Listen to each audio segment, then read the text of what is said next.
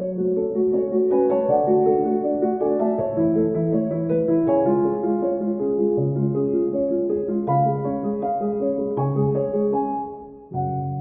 and welcome to Palestine Connect, the podcast for Palestine House of Freedom, Dar al-Hurriya.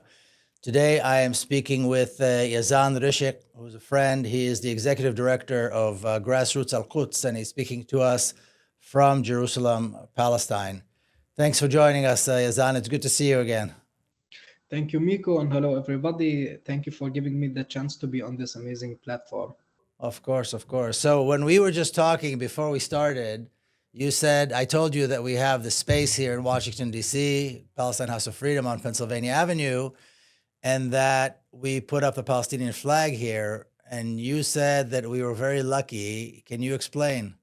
Yeah, absolutely. Because, in Jerusalem especially, and I'm talking about Jerusalem now, Palestinians are not allowed to hold the Palestinian flag in the public or to put it outside their offices because, since 2014, the Israeli police have had the authority to confiscate a flag if it is used in support of terrorism in their terminology or any disrupt of public order. And So in East Jerusalem, Palestinians are not allowed to display the Palestinian flag on their homes or their office or their business. Absolutely. And if you do so, you will be asked. And sometimes if you run an organization or if you had it on your house, you will face a lot of troubles. There's a big difference between the status of Palestinians in Jerusalem and the status of Israeli Jews. And I know, I'm one example. I mean, I was born and raised in Jerusalem. My grandparents came to colonize Palestine in the early 1920s.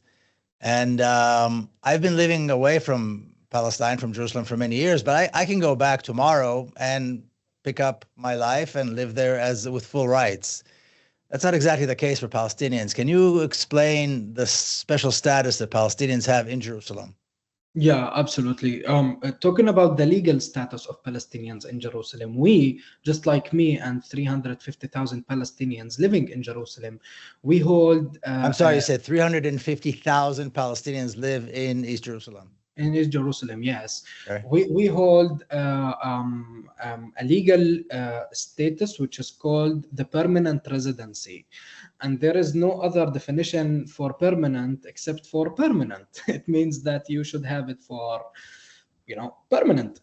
But the situation is different because if we need to keep our permanent residency, it is not a citizenship just like the other Israeli settlers in Jerusalem. It is a permanent residency that you should renew every 10 years.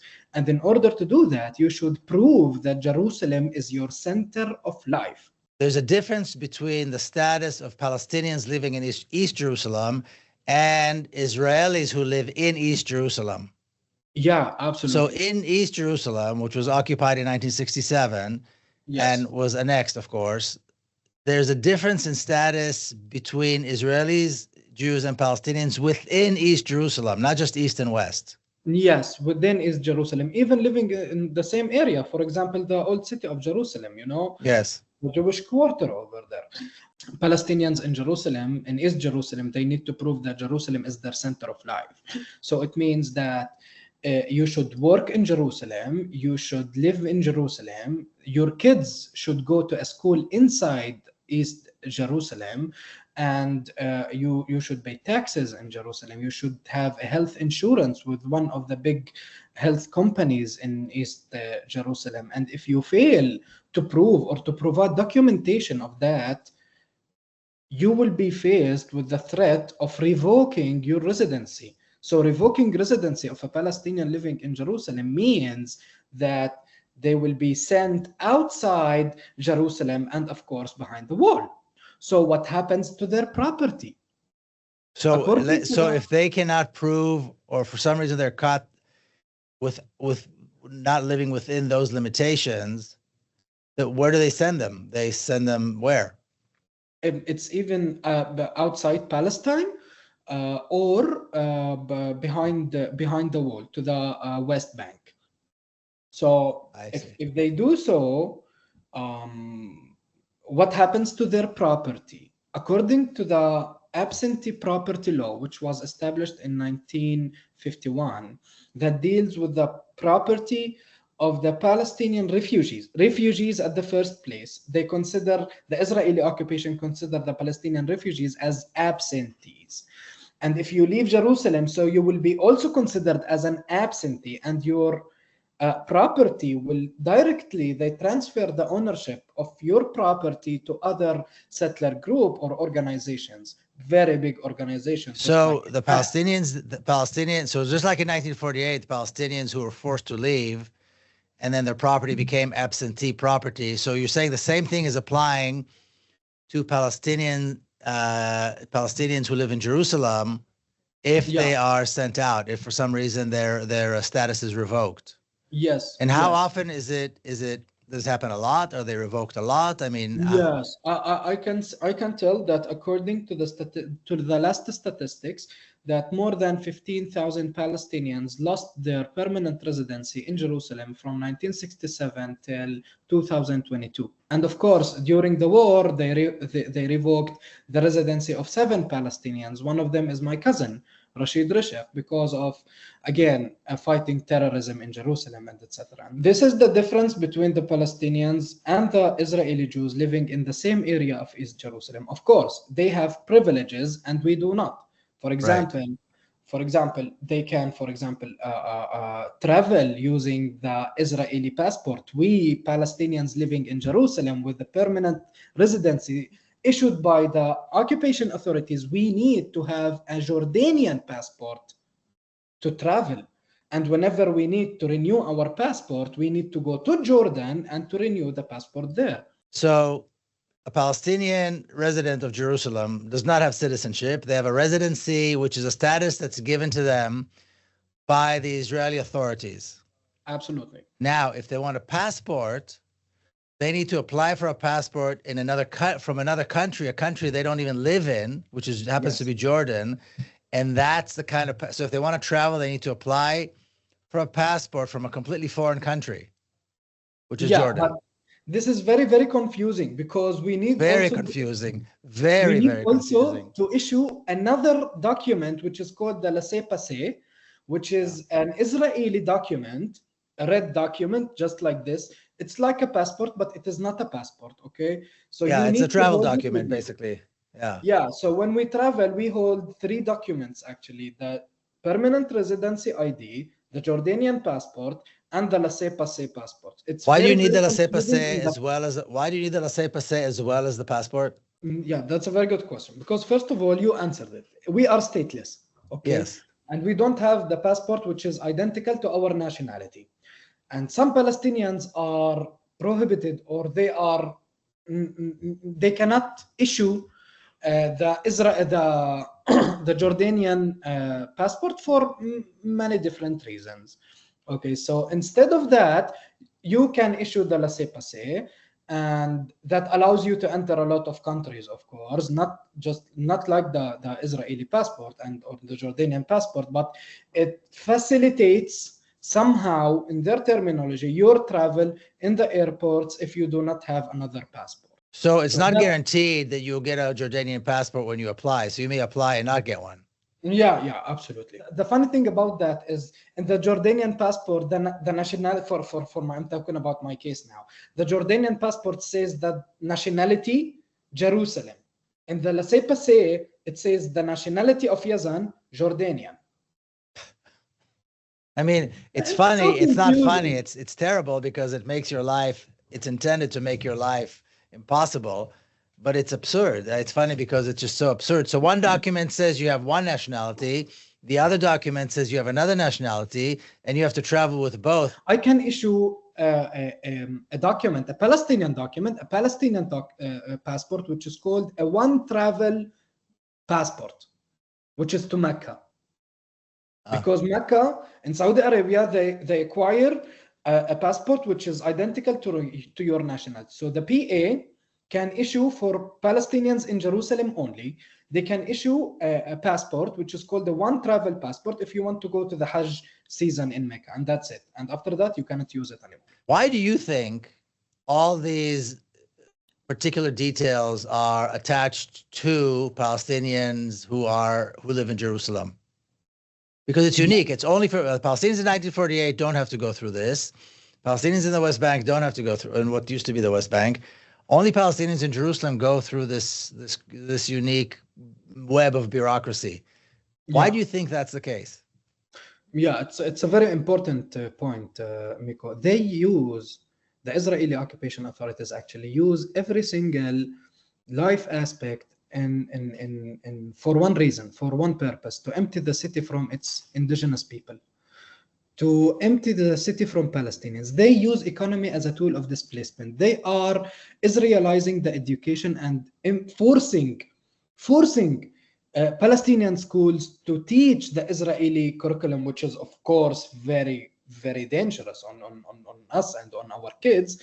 And they intensify all these policies on Jerusalemites to imply a new reality on Jerusalem, because they believe in their terminology, the 2030 plan, that they want to make a demographic balance between Israelis or Israeli Jews and non-Jews, non-Palestinians, of course, non-Jews.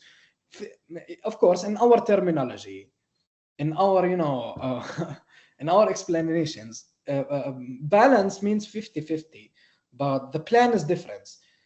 They want to impose to apply a new imbalance, not balance. 70% Jews, 30% non-Jews. Now we're talking about, just to make it clear, we're only talking about East Jerusalem. No, we're talking about Jerusalem as a whole, no? The great Jerusalem metropolis. But if there are only 350,000 Palestinians, there are probably close to 1 million Jews living in all of Jerusalem, West and East Jerusalem, if I'm not mistaken. So there's no balance anyway, and there are no Palestinians in West Jerusalem, only the Palestinian homes and neighborhoods, but no Palestinians, because West Jerusalem, the ethnic cleansing was 100%. So how many Israeli settlers live in East Jerusalem? We not only at Grassroots, but also the Palestinian organizations here in Jerusalem, we suffer from statistics. Okay, we struggle to come up with the exact statistics. Unfortunately, there are statistics that are being hidden from the public, just like the number of Jews living in the eastern side of the city, just like the Palestinian students joining the Israeli schools and universities, just like the Hebrew University of Jerusalem. You will not find any kind of this statistics. And this. So you don't know? Can you estimate? Can you guess? I mean, can you estimate? They claim a few years ago that more than 50,000 Israelis, Jews living in the eastern side of the city. 30,000 of them only live in the old city of Jerusalem, but this is a claim. This is something. This number is not, I cannot rely on this number. It's a huge number actually. There's a well-known claim that during the Jewish holidays, Palestinians are locked up, and now the high holidays are coming up, and this is very particular to Jerusalem. Can you, tell us what you expect, what is happening now in preparation, because the high holidays are right upon us? Yeah. Miko, we were talking today, and I was in Ramallah in the West Bank from the morning, and I saw the closures actually started from the early morning today, not only in Ramallah, but on all of the West Bank, flying checkpoints everywhere. And for people who are not familiar with the flying checkpoint, it's not a constructed military checkpoint. It's like soldiers standing in the middle of the street, just pretending Palestinians from moving from the West Bank in Ramallah, for example, to other part of the West Bank in Beit Lahem, for example, or Al-Aizariya and Bethany. It took me 3 hours to just cross the Qalandia military checkpoint, and we're talking about a few hundred meters here. It's not more than 500 meters. It took me 3 hours to reach our office in Jerusalem. It took you to, is it because there were long lines? Is it because they were checking every single person? Why did it take 3 hours? First of all, they closed the Jaba street with a flying checkpoint, and because there are 2 exits from Ramallah to Jerusalem, it's either through Hizma by going through Jabba and then Hizma, or Qalandia checkpoint. So they closed Hizma and people have only one option now, which is Qalandia checkpoint. And they inspect every single car. And I thought today, believe me, Miko, that they have some kinds of orders. Each car should stay 3 minutes or 5 minutes, regardless, okay? Because it took us like a long time just to cross the checkpoint, and a lot of inspection and insulting of Palestinians, asking them to show their IDs, to open the car box, and a lot of things. And the situation is not like this only in Ramallah. I should state that it is also happening in Nablus and Jenin and on all other Palestinian governorates in the West Bank. As for Jerusalem, for example, they started again closing some streets, especially in the entrance of the western side of the city, not the eastern side of the city, because they want, again, in their terminology, to prevent any act of violence. So soldiers will be at the entrance of each neighborhood in the western side of Jerusalem. And of course, all eyes in Jerusalem and outside Jerusalem is on the Jewish holidays, and especially on the invasions of Al-Aqsa Mosque.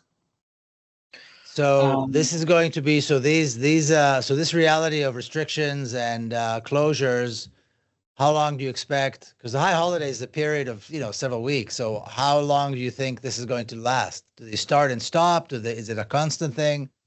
No, it is a constant thing actually, but with different different levels. It gets higher when we reach the Kippur. They close all the city. No one is allowed to move in the city. No one. On Yom Kippur? Yeah. On Yom Kippur, they close all the city, all Jerusalem. No one is allowed to enter. No one is allowed to exit. Only for some expectations when it comes to medical care or if someone needs hospital, and that's it. No education, no schools, nothing. And this is imposed on not only on the western side of the city, but also on Palestinians living in East Jerusalem, and of course the old city of Jerusalem.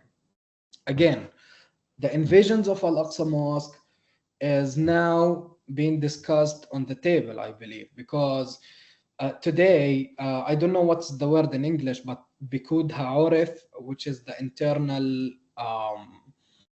authority which is responsible for safety and security in the civilian kind of security, maintaining the security of civilians. Yes, they just announced that there should be no gathering of people inside the Jerusalem. The prayers on the Al-Buraq wall, which is the Western Wall, people know it as the Western Wall or the Wailing Wall. They will decrease the number of Jewish people praying inside the Western Wall, which is actually an introduction that they will invade the Al-Aqsa Mosque instead, just like what happened years ago, and it happens every year.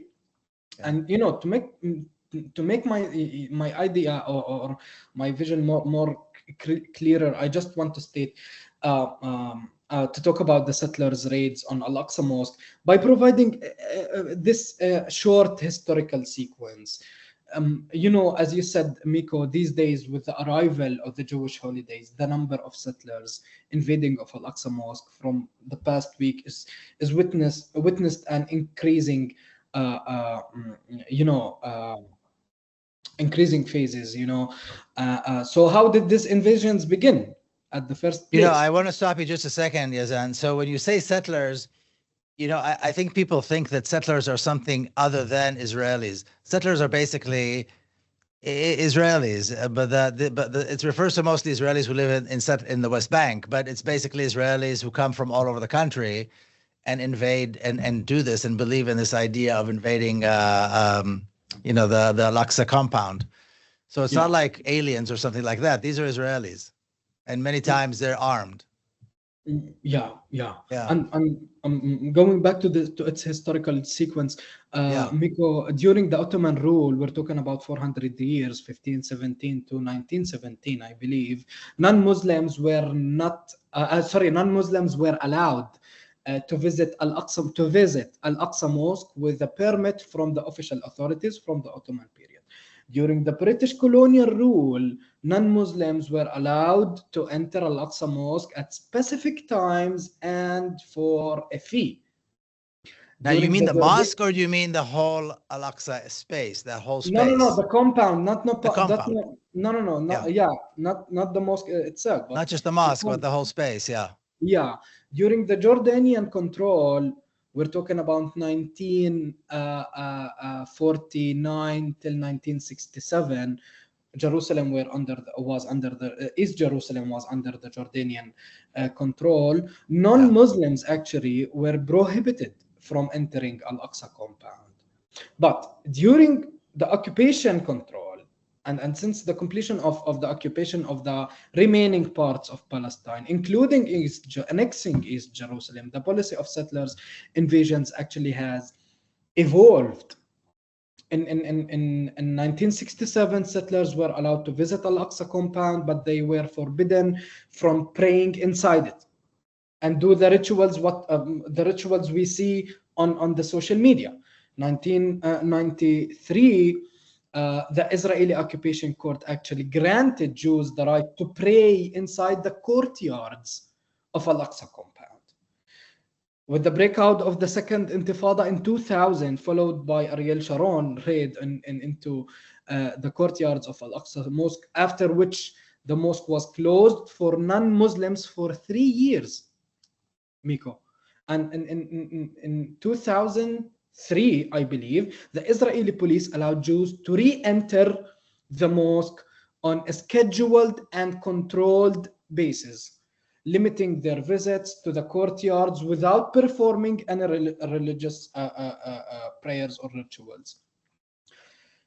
2021, 2024, nowadays, there has been an increased number of settlers invading Al-Aqsa Mosque, Al-Aqsa compound, and escalation in the performance of the religious rituals within the courtyards of Al-Aqsa Mosque. And this is the current situation now. Can you explain why this is a problem? Yeah. So absolutely. What does the storming and invading of Al-Aqsa Mosque by settlers actually mean? For decades, the occupation authorities has been accumulating their attacks and increasing their attacks on Al-Aqsa Mosque and the Palestinian worshippers through organized invading campaigns or storming campaigns led by the settler groups and aiming to turn Al-Aqsa. This is the purpose. They aim to turn Al-Aqsa Mosque into a Jewish temple. And with the outbreak of 7th of October, the Israeli occupation has been directed toward achieving this goal. The occupation police closed off Al-Aqsa to Palestinians, preventing them from praying there for weeks following the outbreak of the war. While on the other hand, the settler groups are accompanied by the occupation police with full protection of police and army, were granted facilities to storm the holy place, the Al-Aqsa compound. So what does this comes to a question. So if they are not allowed to pray inside Al-Aqsa Mosque, and if they are protected by the police, so what does this invasion look like?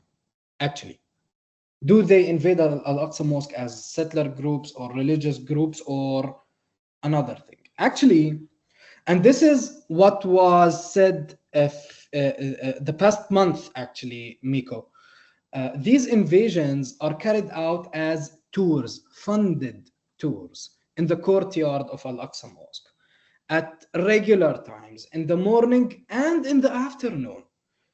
Actually, the settlers walk in groups under the full protection of large force of military, accompanied by an employee of the Jordanian Ministry of Endowments, whose task is to ensure that they do not perform prayers inside Al-Aqsa compound.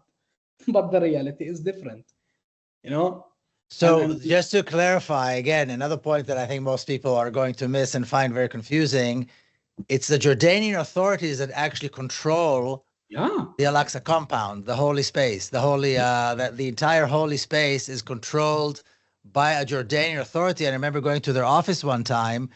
It's right near one of the entrances, and you go upstairs into their office, and it's all Jordan. It's like you're in an office in Jordan, and they're the ones who officially are in charge of what happens at the in this holy space.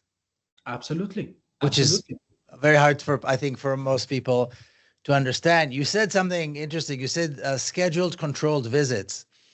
So I joined those scheduled controlled visits a few times in Jerusalem just to see what it was like.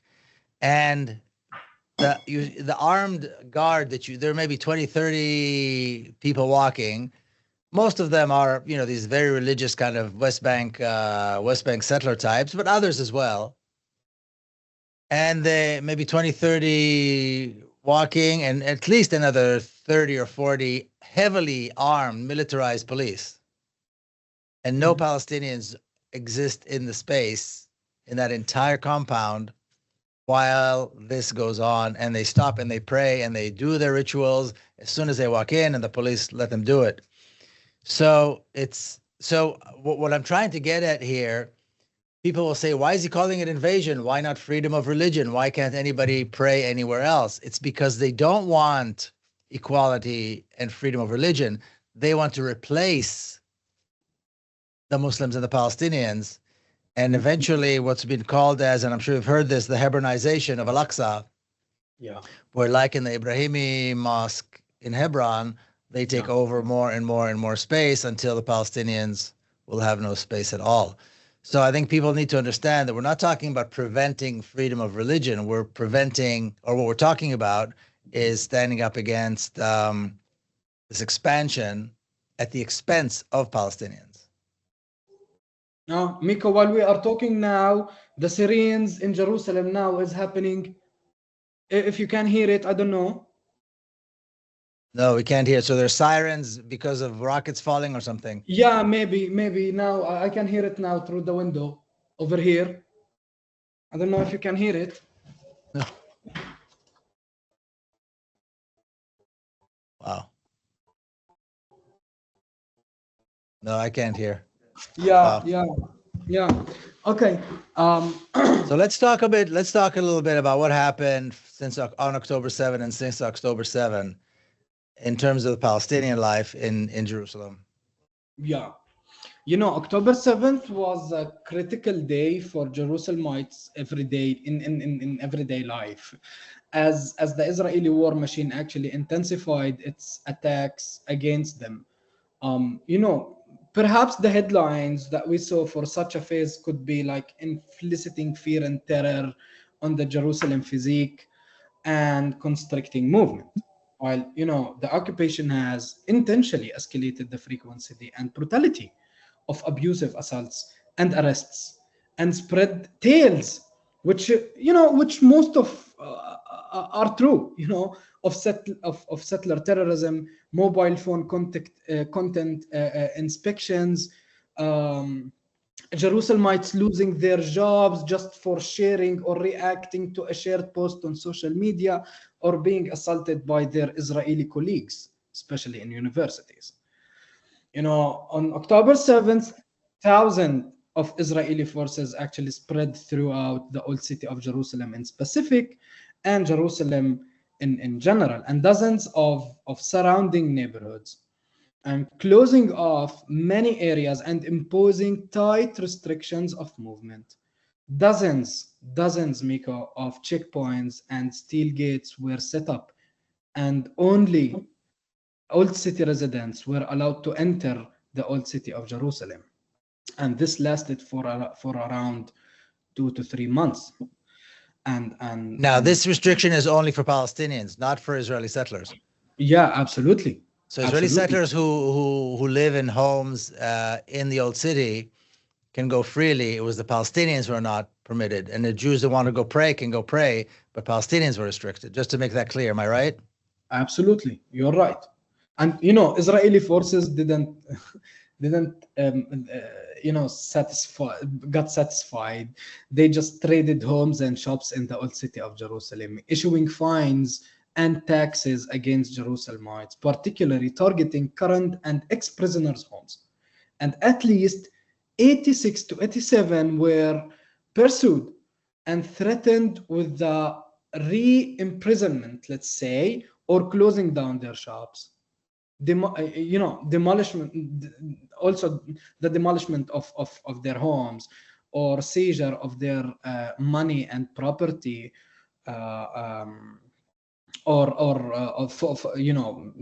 seizure on their money, and for the purpose of not receiving financial assistance from the Israeli classified terrorist sides. So this reality is not new, but you're saying that after October 7, it became even worse. Yes. Because the reality for Palestinians in Jerusalem was it was a life of terror, like you said, even before October 7. So basically what you're saying is that since October 7, they've made it even worse, which is hard to imagine.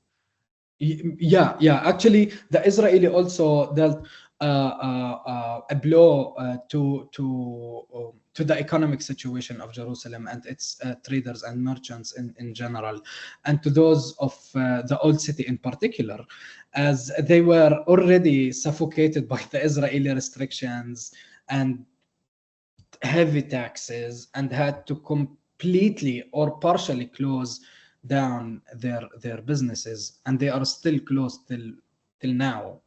And the number of people searching for job in the occupied Jerusalem, according actually to the data issued by the occupation Jerusalem municipality, has increased by 500%. Say that again, please. Could you just say that one more time? Yeah, absolutely. Please. I was saying that the number of people searching for jobs in occupied Jerusalem, in East Jerusalem, according to the data issued by the occupation Jerusalem municipality, has increased by 500%. Here is the sirens again. Now we can hear it again. We hear the siren now. Yeah.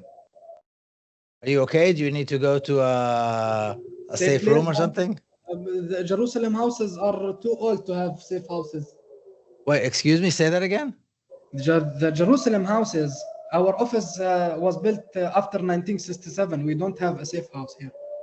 So Palestinian homes in East Jerusalem do not have a safe room? Not all of them, yeah. The majority do not have safe rooms, yeah. Because Israeli homes all do.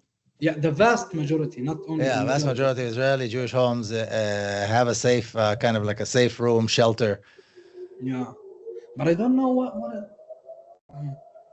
it didn't stop, and it gets nearer to the neighborhood of Sheikh Jarrah, Silwan, and the old city of Jerusalem, the Syrians. Where are you now? In which neighborhood are you now? I'm now in Sheikh Jarrah. And you were telling me the other day, if I'm not mistaken, that in Wadi Joz and Sheikh Jarrah, there have been invasions of settlers. Yeah. Can you tell us about that? Yeah. So Sheikh Jarrah, Wadi Joz, these are Palestinian neighborhoods outside of the old city, but that have been taken over by settlers in a big way. So you're saying this has been increased since October 7? Yeah. Because in Wadi Joz, where I live, it is very, very near to At-Tur neighborhood. It is a neighborhood, Palestinian neighborhood inside the eastern side of Jerusalem, but there is a settlement there. I believe that it is called Beit Orot, and I'm not sure. So the settlers of this settlement colony, they just attacked the Palestinian property in As-Suwane and in Wadi Joz, where I live. And of course, when people actually filmed that and went to the some of them went to the police, but I don't know if. What did the settlers do? What did they do? They attacked the cars, the properties, and the Palestinians. One of them was holding a gun, and he threatened the Palestinian that to shoot him dead. So the Palestinian ran, and this is also documented in the people's social media. And this happened like a few days ago, and this is all escalations because of the Jewish holidays. This all escalations to prove and to show dominance and to say that we are here, we control the city, and we are protected by the Israeli police. If you go to the Israeli police, you can go. Yeah. And So that's that. Yeah. do you get the feeling that because since October 7, the world's Oh, attention is on, did you hear that? no? Rockets. You hear the, what do you hear? The No, whistle? yes, bombing. God. Yeah, the office was like. Oh my God. Yeah. So rockets are falling in Jerusalem. Yeah, now rockets is falling in Jerusalem. Are you getting I'm now in any, Sheikh are you Jarrah. getting any, can you see any news on your phone or anything? Is it coming from the north? Is it coming from the south? Where is it coming from? I can check that in less than 1 minute. Here's the sirens again. Oh yeah. Yeah. Oh my God, the war zone. Yeah, it says, according to Yadda'ut Ahronot, it says that Iran actually launched 102 rockets and the sirens in all of Israel. 100 rockets launched by Iran and they're arriving now? Yeah, That's what we're hearing? 102. Yeah, according to Yadda'ut Ahronot, 102 rockets. Iran, yes, yeah. Israel today says that 102 ballistic missiles were fired by Iran at Israel in the first of two expected waves of attack. And where do they expect them to land? Are they guided? I don't know. It's too early to. I mean, if they're not guided, they can fall anywhere. Yeah, yeah. Wow, Yeah, and that's never happened before. During in the middle of an yeah, like this, you have a war. now actually, some Israeli media says that 200 rockets were launched from Iran to Israel. 200 rockets. Yeah, I can see the bombing. I can hear it. You can hear the boom, yeah? Yeah. We hear the siren, but I can't hear the explosion yet. So Wow. loud. Are you okay? Yeah, I'm fine. Palestinian. Yeah, I'm fine. Yeah. Rockets are falling from Iran, but I'm fine.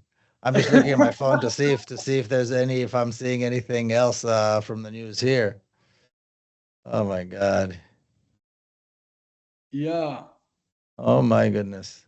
It seems almost. Can you hear the people chanting now and the cars? No. Yeah, people here. Praying, you mean? Or chanting? Yeah, chanting. I don't know if they are Palestinians or Israelis, but they are chanting, whistling. Seems almost silly to keep talking about other things, but I think well, I want to get your thoughts on this. So the world's attention has now been since October 7 on Gaza, and now more recently, of course, on Lebanon. And do you have a sense that the Israeli authorities, the settlers, are taking advantage of the fact that the world's attention is elsewhere to deepen their hold in Al-Aqsa, to increase demolitions, to make life even more difficult, to get Palestinians to leave, particularly in Jerusalem? You get a feeling that is happening? They're taking advantage of that? Yeah. Miko, listen, I want to tell you something about the neighborhood where I live, Wadi al-Jawz.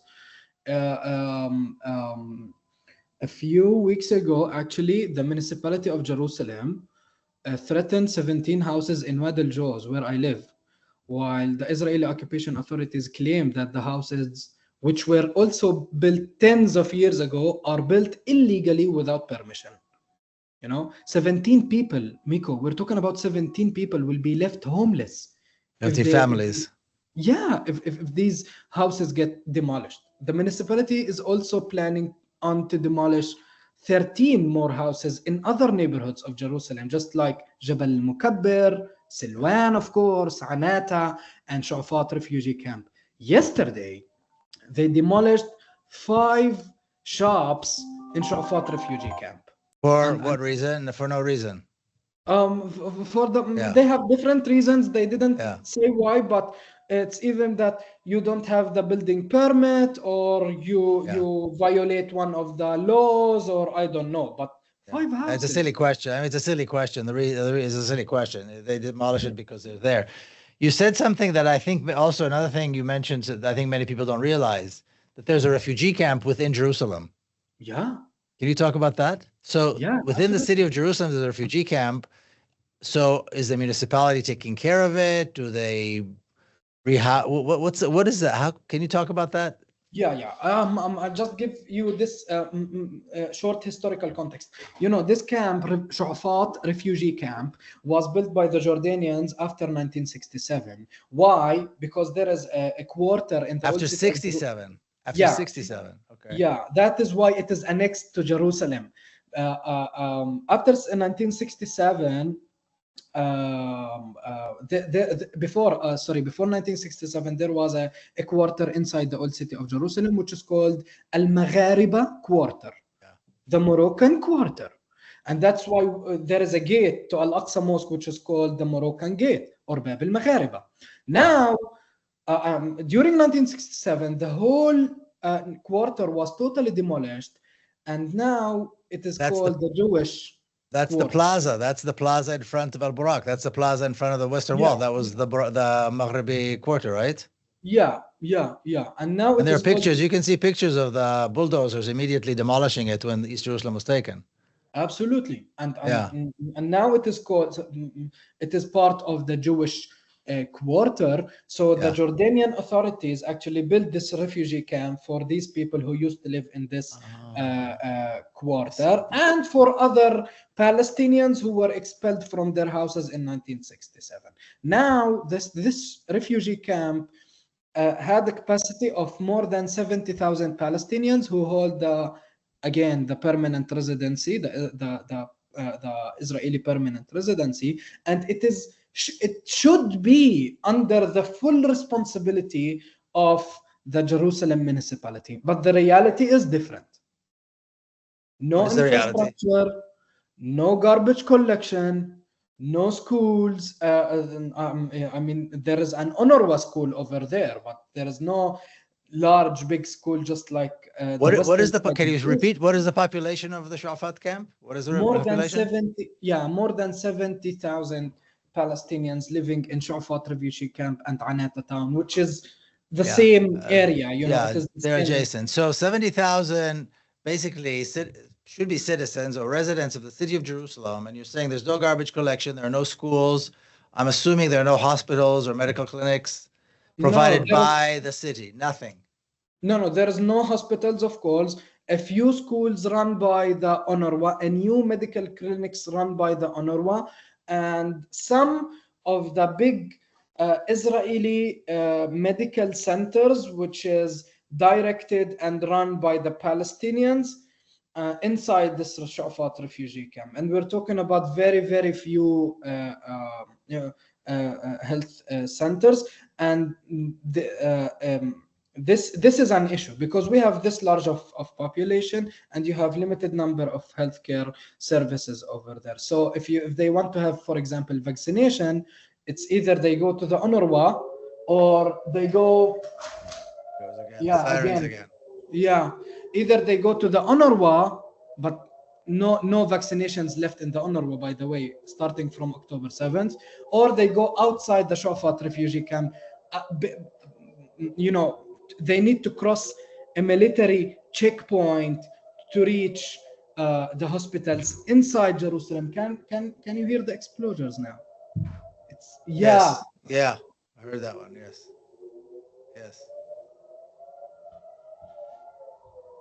Yeah. So Shafat refugee camp. So 70,000. That's the size of a city, of a small city. I mean, 70,000 could be a city, and even though they are within Jerusalem, I'm assuming they pay taxes, or else they'd be completely demolished. There are no services, and there's a refugee camp in the city. So I think people need to understand what it means, all the different kinds of status that exist for Palestinians within the municipality of a city that claims that it's united. It's Yeah, claimed that it's a united city, that it's a mixed city, but it's actually a yeah, very segregated city, completely segregated, yeah, not only geographically, but segregated in terms of rights and so on and yeah, services. yeah. Absolutely, absolutely. And the UNRWA is the only. Yeah, the UNRWA is the only party operating in the Shu'afat refugee camp, and the people living in Shu'afat refugee camp actually they will face a lot of problems and troubles if they close the offices of the UNRWA in East Jerusalem. By the way, the headquarters is here in Sheikh Jarrah. A few weeks ago, some settlers actually attacked the head office in Sheikh Jarrah and burned Of some. UNRWA, Yeah, yeah, and the which is UNRWA the and UN burned. agency. For some people, don't know UNRWA is the UN agency, is the Yeah, yeah, United the Nations UN agency. agency really, yeah, And you're saying that since October 7th, the UNRWA clinics had no vaccinations. no vaccinations since October. A few of them, but few of So vaccinations. 70,000 people have no access to vaccinations, to basic most healthcare. And we're talking about a modern country. We're talking about a country that some of the population have access to all the most modern, health facilities and healthcare Yeah, you can imagine. So yeah, this is only for Palestinians. You mentioned home demolitions. I know that home demolitions in East Jerusalem has been a big problem for many years. yeah. Can you talk about that? What has happened since October 7 in terms of home demolitions? Yeah, I'll start with Silwan. Silwan is a focal point in Jerusalem, Miko. Yeah. We all know that. 11 families consisting of 66 individuals are facing the eviction of their homes in Batn al-Hawa in Silwan. The families were also ordered to pay 10,000 shekels in legal expense to the settler group who they want to take their home, They're taking their home, probably, yeah. Well, and they were paying for that, and they will Why? pay What? 10,000 shekels. And what is the explanation for why they have to pay the I, I, settlers? I don't know. I don't There's know. no explanation. Okay. I mean, No you can't explanation. explain. No. Yeah. Even the families, they do not know. Okay, and they just got the fine, 10,000 shekels, and that's it. And again, to give context, Silwan is a very large community. I believe over 50,000. Yeah. If I'm not mistaken. And it's just down from the old city. And somebody claimed that that's where the city of David was. So they have an archaeological park called the City of David right at the top of Silwan. Mm-hmm. And settlers come and go and have taken over homes and have been extremely violent. They've got their own militia, I believe. So this is happening in Silwan. So this is not actually home demolitions. This is just a takeover by settlers of homes, of Palestinian homes. Yeah, and the and Palestinians now go. I'll be talking about demolitions. The first home demolition in Area C in years, Miko. Area C, which constitutes like about 61% of the West Bank land, is in theory the only Palestinian land controlled by the Israeli occupation military control. On July, I believe, this year, Israeli occupation forces actually demolished a residential home in Area C of Al-Walaja. Al-Walaja, historically speaking, is part of Jerusalem, is considered part of Jerusalem, the historic Jerusalem. Since 1967, the village has been divided administratively between the West Bank and East Jerusalem. However, the demolitions in Jerusalem, West Bank, and Area C indicates an oppressive collective punishment policies against Palestinians. So demolitions do not happen only in the eastern side of the city. It happens also in Area C, which is now considered which Israeli authorities want to confiscate anyway, which they want to confiscate anyway. Yeah, which they're planning to confiscate anyway. Let me ask you a little bit about Grassroots Al-Quds. Can you talk a little bit about the work that you do and how people can reach you and so on, especially now under these difficult conditions? Grassroots Al-Quds is a Palestinian nonprofit non-governmental organization. We work in Jerusalem, established in 2011 as a Palestinian platform for networking and mobilization. Our goal is to support the Palestinian Sumud. Sumud is an Arabic word that means steadfastness and resilience. We create knowledge, we share knowledge, and we create maps, visuals that reflect the reality of the situation in Jerusalem. We have our own maps. We call it the real map of Jerusalem. It is also online. We have the first and only political guidebook to Jerusalem, which is called Wujud. Wujud is an Arabic word that means existence, because we believe there's an app, I believe, too. There's an app, right? The Wujud app. I yeah, have it on my phone. Yes. Yeah, and we will develop and relaunch the app, inshallah, next year with the new astonishing features, while visitors can download the app and be more responsible and ethical in Jerusalem. Because simply, when any visitor want to visit Jerusalem and they want to book a hotel in Jerusalem, the first 20 results will be Israeli hotels, Israeli hostels, Israeli businesses. So if they go to your website, if they go to Grassroots Al-Quds website, can they find other resources like Palestinian-owned hotels and so on? Absolutely. Okay. You can So find that's where important. to go, where to sleep, where to shop, where to eat, and again, how to be a responsible tourist in Jerusalem to support the Palestinian economy in Jerusalem. And we work also on the local level, local organizing. We are partners with many Palestinian organizations in Jerusalem. Here we go again. And we do community-led projects, and we are also partners with many social justice movements outside Palestine.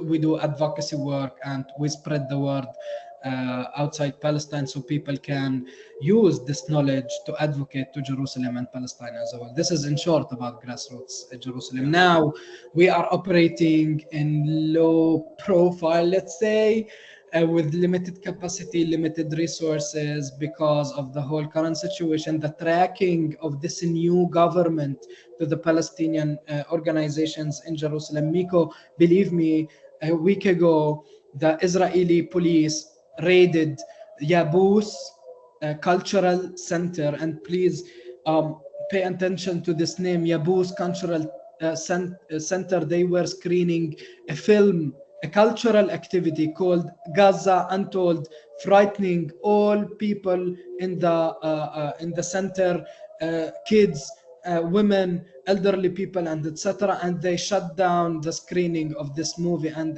they also threatened that the whole center will be closed if they repeat this activity again.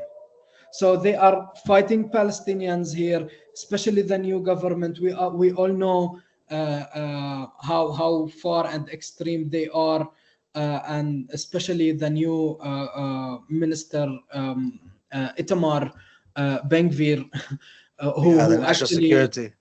the national security, who actually threatened to build a temple on the ruins of Al-Aqsa Mosque. That is why it is very, very dangerous here, the situation here in Jerusalem, and how they are using and exploiting the war to achieve their hidden goals inside the city. And I don't even know if they're hidden goals. I think a lot of times they've been saying very clearly they want to build a temple and they want to get rid of the mosque. I mean, I don't think it's even hidden. It's just that now with the the horrors in Gaza and so on, they can do it and there's less attention. And we see they do these things in Hebron, and they're doing it throughout the entire country.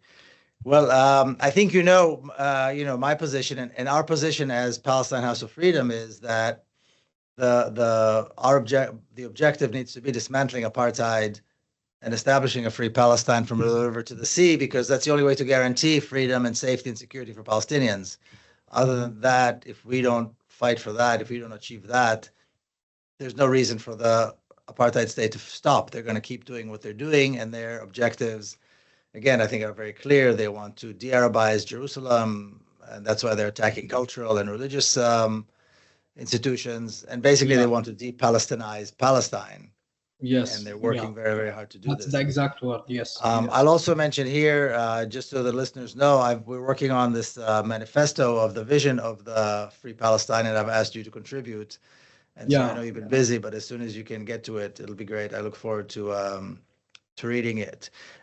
Is there anything else you want to add before we close, before we finish? I know the sirens out there must be very unpleasant, but is there anything else you want to say or mention before we finish? Yeah, I just want to thank everybody who stands for Gaza and Palestine. And I know that you are taking the streets and you are protesting against the war, and you want to calling for a ceasefire. Here in Jerusalem and in Palestine, we appreciate it a lot, and it really means to us. And this is actually what keeps us here. Somehow we have this kind of hope. That we lost actually, unfortunately we lost hope with the international organizations, but we believe in the people, and we believe in the voice of the people. You might hear that, okay, they are and this is the Israeli, by the way, this is the Israeli propaganda, this is the Israeli narrative. They are chanting outside Palestine, they are protesting outside Palestine, but it didn't the war didn't stop. And yeah, of course it didn't stop, but it will stop, and the protests will make a change one day or another, because they will vote, Miko. They will vote for the people who think that believe in justice and equality, and for a free Palestine as well. So thank you all for listening, and thank you for what you do, Miko and the others. All people outside Palestine, we appreciate it a lot. It means a lot to Palestinians here. Thank you so much. So I am Miko Peled, and this is Palestine Connect. Thank you all for listening. I'll see you next time.